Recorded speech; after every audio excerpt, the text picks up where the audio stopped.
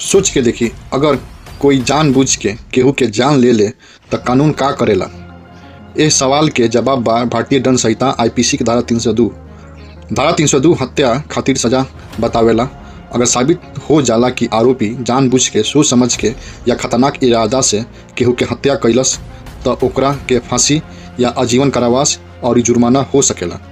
उदाहरण के लिए मान ली कोनो आदमी पुरान दुश्मनी में योजना बना के हथियार से हमला कर देला और सामने वाला के मौत हो जाला। अगर अदालत में ई साबित हो जाला कि जानबूझ के भइल बा तो धारा 302 लागू हुई। याद रखी, हर हत्या 302 ना होला।